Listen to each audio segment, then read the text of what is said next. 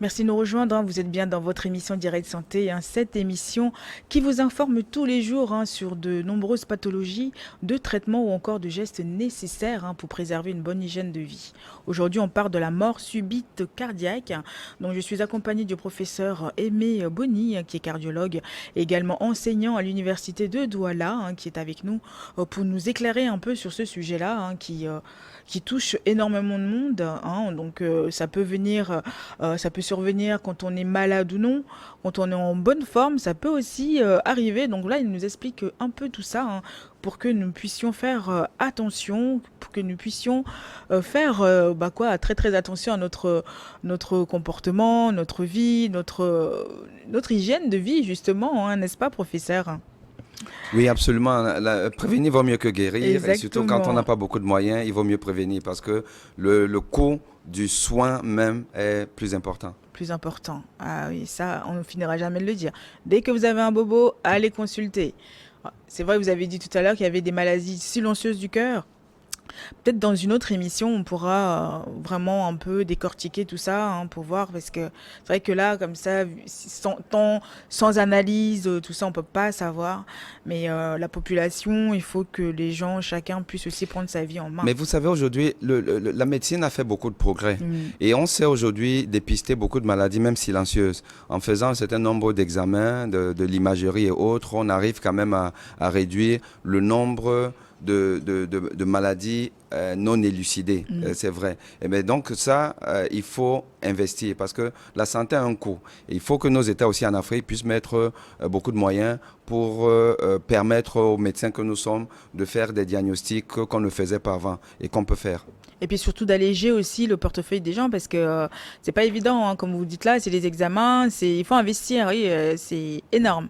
Énorme, et faut que c'est des gens aussi qui n'ont pas beaucoup de moyens non plus. Donc Absolument. il faut vraiment mettre des dispositifs en place pour vraiment Absolument. aider les gens à se soigner, juste à faire des bilans et à prévoir, quoi. C'est Mais aussi les gens aussi important. doivent s'aider eux-mêmes en évitant certaines expositions, Comportement, certains comportements, exactement. voilà. Et Faire du ça, oui, sport, ouais. faire du sport, mais avec modération, hein, Avec attention. modération, effectivement. Absolument. Avec modération, hein. Mais justement, on parlait tout à l'heure, hein, du bilan, on nous avait un peu briefé là-dessus.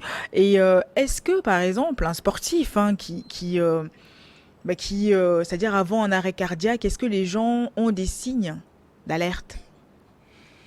Oui, oui, il y a des signes d'alerte. Déjà, si un sportif a une fatigue inhabituelle, il est fatigué plus que d'habitude, ça peut être un signe justement d'un surentraînement.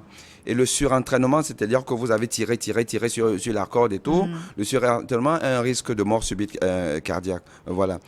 Parce que le cœur vous dit, bon là, je ne peux plus, mais vous lui demandez de faire encore un peu plus. Et ce un peu plus là peut être la goutte d'eau qui fait déborder le vase. Si vous êtes euh, vous jouez et vous sentez des vertiges et tout, Hmm. il faut arrêter. Arrêtez. Hein. Si vous jouez, vous sentez des palpitations, il faut arrêter. Si même entre deux entraînements et tout, vous sentez de temps en temps des palpitations, il faut absolument consulter. Si vous jouez et vous avez une douleur, dès que vous commencez une activité, enfin l'activité physique et tout, vous sentez une douleur à la poitrine, il ne faut pas continuer. Il faut s'arrêter pour faire un bilan. Le médecin va vous faire par exemple ce qu'on appelle un test d'effort.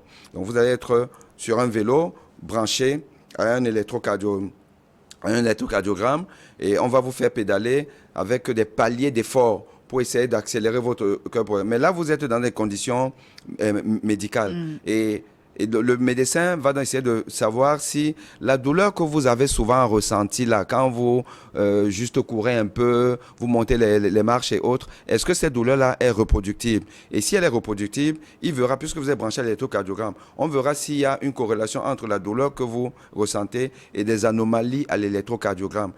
Comment se comporte la tension? Est-ce que la tension chute quand vous faites un effort? Parce que ça, c'est un mauvais signe. Bon, ça, donc, vous devez faire des tests dès que vous avez des petits signes. Donc, je cite, douleur à la poitrine, vertige, Fatigue. palpitations, fatigue, entre autres, il faut Arrêtez. arrêter de faire le sport et faire d'abord un bilan. Ok. Bah, j'espère que vous avez entendu, hein. Parce qu'il y a des vrais sportifs. du dimanche qui, comme vous avez dit tout à l'heure, hein, quand on a un certain âge, il faut déjà aller voir le médecin, consulter déjà avant de commencer une activité. Et surtout que là, avec les signes, hein, on va le répéter encore, la fatigue, le vertige, les palpitations et puis les douleurs à la poitrine, il faut tout de suite arrêter, ne continuer surtout pas. Surtout, surtout, surtout pas. Donc là, j'espère que hein, les grands sportifs, hein, nos tontons, nos papas qui veulent faire le foot le dimanche, ou même courir, la marche, c'est bien aussi, c'est relax. Absolument. Mais il y en a Mais vous savez, je qui... vais vous dire, hein, Oui, vous avez un sportif, c'est un sportif de haut niveau de compétition, mais c'est son sport. Il est maintenant à la retraite, il continue à jouer. Il a 45 ans. Il se dit, ben, j'ai toujours été sportif, j'ai toujours joué, donc voilà, ça va. Non. Parce qu'à 45 ans, on peut déjà avoir les artères qui commencent à s'encrasser et tout. Et en faisant le sport, on peut faire une crise cardiaque. Donc, passer 35 ans, 40 ans, il faut avoir faire un bilan chez un cardiologue avec au minimum un électrocardiogramme, voire davantage échographie cardiaque, voire test d'effort pour avoir le quitus et faire le sport. À moins de 35 ans, c'est d'autres maladies qui ne sont pas les artères coronaires, mais ce qu'on appelle les maladies électriques du cœur. Et là, il y a un minimum, le minimum, c'est l'électrocardiogramme qu'il faut faire. qu'il faut faire, bah, il faut déjà aller consulter votre médecin pour en savoir un peu plus. Mais donc, professeur, parlons de dopage. Est-ce qu'il y a des tests qui se font hein, pour les sportifs avant de commencer les matchs? Mais est-ce que c'est entre un sport, entre une équipe qui va jouer, par exemple, on joue pas localement, mais on joue à l'extérieur. Avant d'arriver, c'est-à-dire quand on arrive sur place, est-ce qu'il y a un autre test qui se fait? Alors déjà, c'est quoi le dopage? Le dopage, c'est la prise d'une substance ou d'une méthode susceptible d'améliorer les performances du sportif. Ou encore, cette substance qui a un risque sur la santé. Et troisièmement, troisième critère, une substance ou alors une méthode qui enfreint à l'éthique sportive. Et donc, les substances dopantes vont avoir un impact non seulement sur le sport, sur la performance du joueur, mais aussi sur la santé. Et c'est pour cette raison que l'association mondiale antidopage, l'AMA, a édicté donc des règles et une liste des substances qui sont interdites. Voilà. Et en plus, ces substances interdites, il y en a plusieurs catégories. Les substances qui sont interdites, quelle que soit la période de l'année, en compétition ou en dehors de la compétition. Des substances qui sont interdites pendant la compétition. Et d'autres qui sont interdits selon les sports, parce que tous les sports n'ont pas la même définition du dopage, selon les sports et tout. Alors, pour répondre à votre question, euh, quand est-ce que ça se fait? Ça dépend aussi du sport. Vous savez, par exemple, que les tennisman, les cyclistes et tout, il y a des contrôles antidopage qui peuvent se faire inopinément pendant toute l'année. Vous êtes en compétition, c'est-à-dire que le Tour de France ou pas, on peut vous choper à tout moment et puis on vous teste. Et vous devez, par exemple, il y a une certaine traçabilité, vous devez toujours dire où vous êtes. Parce qu'on peut, quel que soit le pays, même en vacances, on doit savoir où est-ce que vous êtes. On peut vous tirer au sort et vous faire un test. Ce qui n'est pas le cas, par exemple, au football. Le football, en général, les tests de dopage se font, antidopage, se font le jour du match et en général, c'est après le match. Juste après le match, on tire au sort le joueur qui va passer au test antidopage. En général, C'est pas tout le monde. non, c'est pas tout le monde. C'est au tirage au sort. On peut vous prendre souvent le mec le plus performant, qui a claqué des buts, qui a couru comme pas possible, ainsi de suite. Ils ont certainement aussi d'autres critères. On vous prend et donc là, c'est rapidement. Juste après ça, vous allez faire une prise d'urine ou alors de sang et on vous tire au sort. Donc ça, c'est par exemple pour Pour le foot. le football. Ok, d'accord. Donc avant et après. Non, après Après le match. après le match. Après le match. C'est vraiment essentiellement après le match. Après le match. Avant le match ou avant la compétition. En plus, la compétition est définie comme. Enfin, la période de la compétition, c'est dès le jour même de la compétition. La veille, on n'est pas encore en compétition. C'est-à-dire le jour de la compétition que on peut prendre des joueurs et essentiellement, c'est après le match. Ça, c'est pour le football. Mais pour d'autres compétitions, comme C'est à tout le moment. tennis, à tout moment, À tout au cours de moment. l'année, vous pouvez être pris. D'accord. Parlez-nous de votre association, de vos professeurs, African Heart Rhythm. Alors, l'African Heart Rate Association, C'est donc l'association panafricaine pour l'étude et le traitement des troubles du rythme cardiaque. Puisque les troubles du rythme cardiaque sont ce qu'on appelle la rythmologie. Donc, c'est une partie de la cardiologie qui traite donc tout ce qui peut emballer le cœur et entraîner donc un arrêt cardiaque.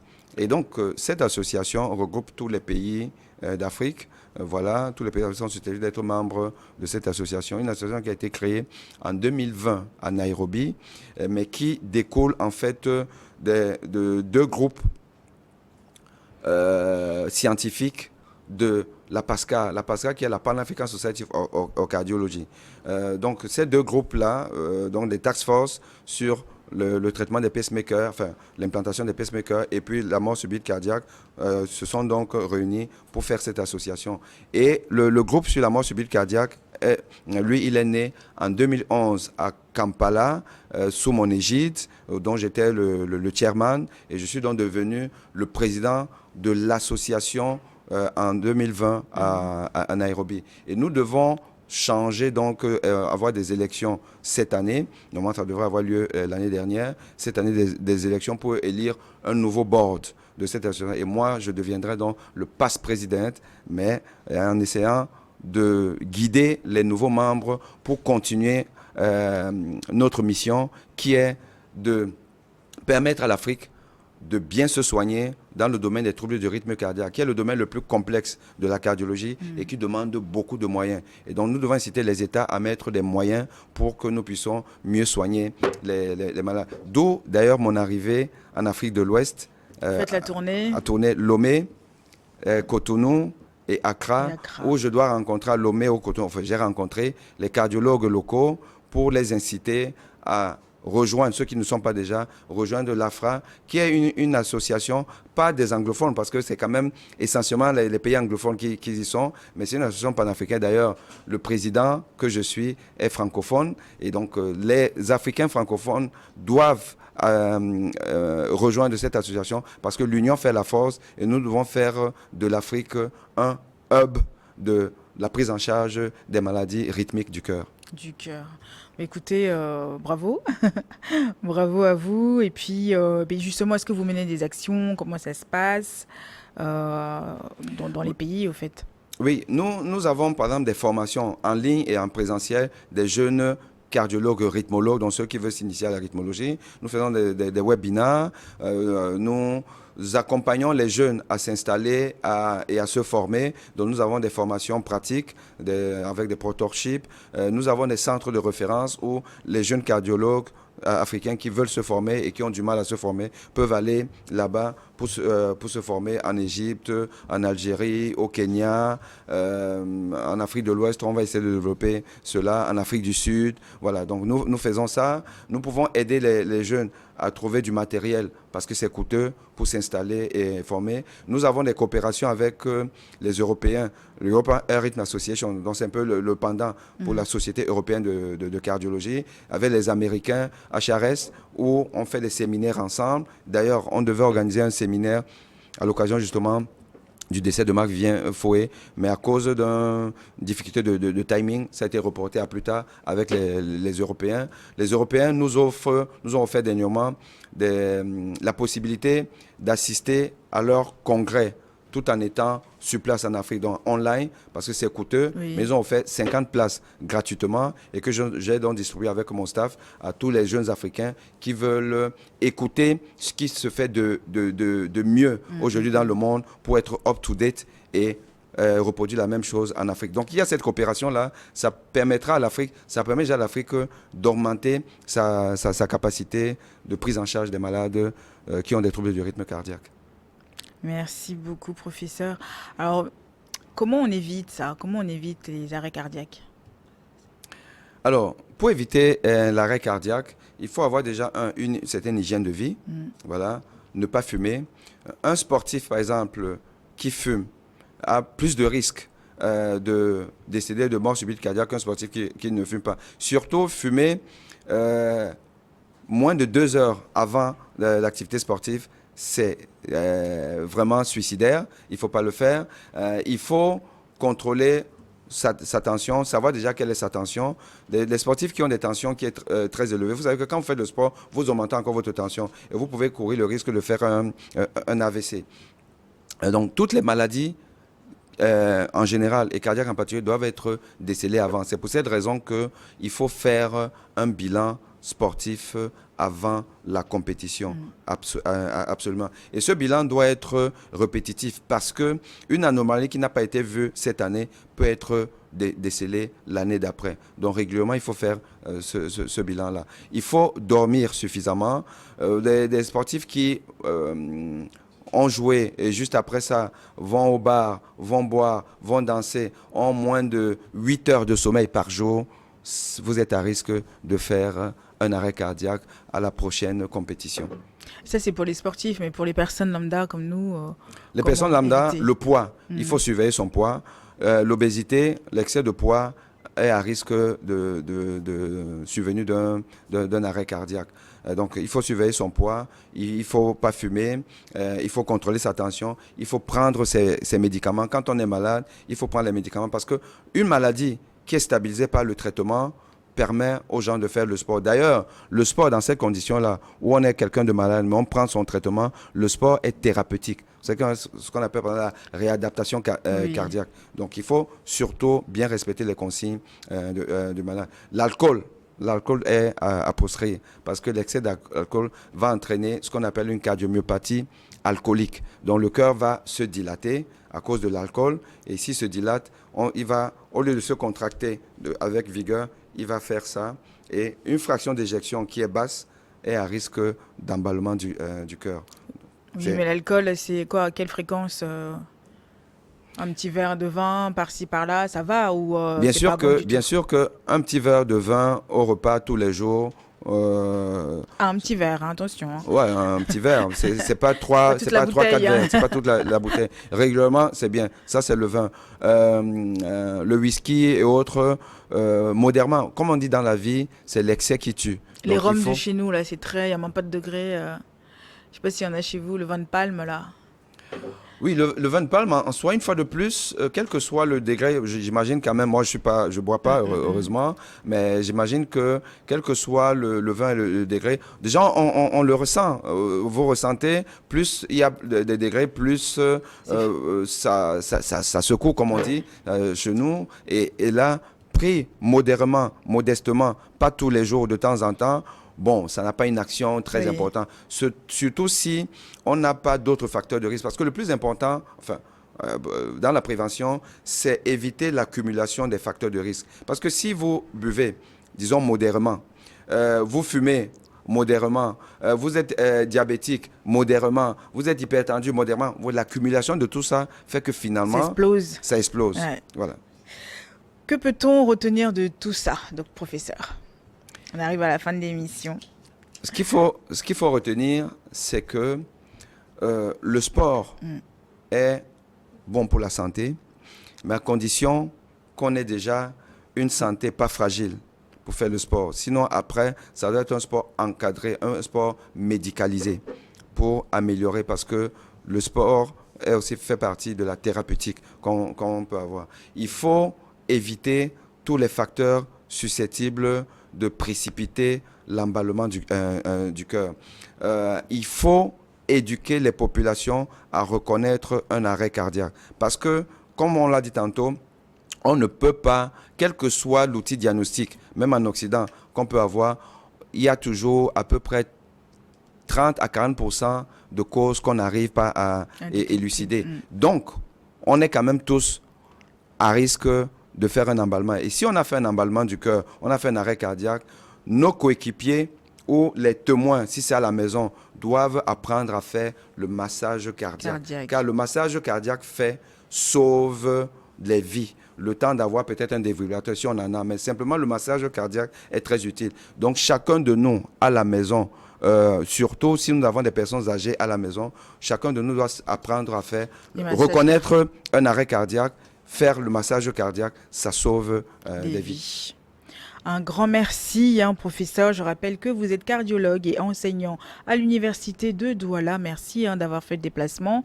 Et en tout cas, bon vent à vous, hein, et puis pour votre tournée Afrique de l'Ouest, hein, avant de poursuivre sur les autres pays, dans les autres pays. Un grand merci à vous tous, hein, comme vous l'avez entendu. Faites attention à votre santé. Quand vous avez des personnes à risque chez vous, bah écoutez, essayez vraiment de faire le maximum, hein, les massages cardiaques. On doit tous apprendre à faire ça. Tous, tous, tous. Tout Au le moins monde. avoir une personne à la maison qui sait faire les massages cardiaques. Et puis faites très très attention à votre santé. Vous aussi, si vous souhaitez participer à l'émission, n'hésitez surtout pas, appelez-nous sur le 93 pardon, 91 08 20. Je répète 93 91 08 20. Et puis sinon, vous avez toutes les émissions sur notre compte YouTube, hein, Direct Santé via la page de New World TV. Merci beaucoup, professeur. Merci à C'est Messi, moi à qui vous Fofo, à remercie. la régie. Et puis un grand merci à vous tous qui nous suivez tous les jours dans cette émission Direct Santé. On se retrouve demain. Bye bye.